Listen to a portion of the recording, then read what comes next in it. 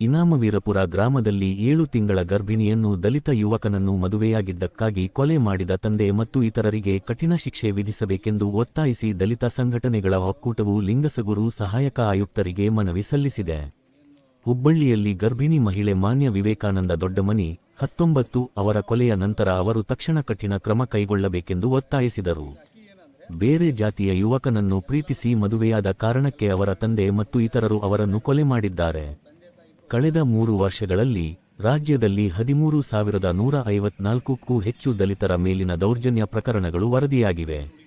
ಇಂತಹ ಘಟನೆಗಳು ವ್ಯಾಪಕವಾಗಿವೆ. ಕೆಲವು ಘಟನೆಗಳು ಸಂಭವಿಸಿದರೂ ಅವುಗಳನ್ನು ಹೆಚ್ಚಾಗಿ ನಿಗ್ರಹಿಸಲಾಗುತ್ತದೆ ಮತ್ತು ವರದಿಯಾಗುವುದಿಲ್ಲ. ಆದ್ದರಿಂದ ರಾಜ್ಯ ಸರ್ಕಾರವು ದಲಿತರ ಮೇಲಿನ ದೌರ್ಜನ್ಯ ಪ್ರಕರಣಗಳನ್ನು ತಕ್ಷಣ ಪರಿಗಣಿಸಬೇಕು ಮತ್ತು ಆರೋಪಿಗಳ ವಿರುದ್ಧ ಕಾನೂನು ಕ್ರಮ ಕೈಗೊಳ್ಳಬೇಕು. ಈ ಕೃತ್ಯಗಳನ್ನು ಎಸಗಿದವರ ವಿರುದ್ಧ ತಕ್ಷಣ ಕ್ರಮ ಕೈಗೊಳ್ಳಬೇಕೆಂದು ಅವರು ಒತ್ತಾಯಿಸಿದರು. ಯುವಕನ ಕುಟುಂಬಕ್ಕೆ ಭದ್ರತೆ ಒದಗಿಸಬೇಕು ಮತ್ತು ಸರ್ಕಾರ ಪರಿಹಾರ ನೀಡಬೇಕು ಎಂದು ಅವರು ಒತ್ತಾಯಿಸಿದರು.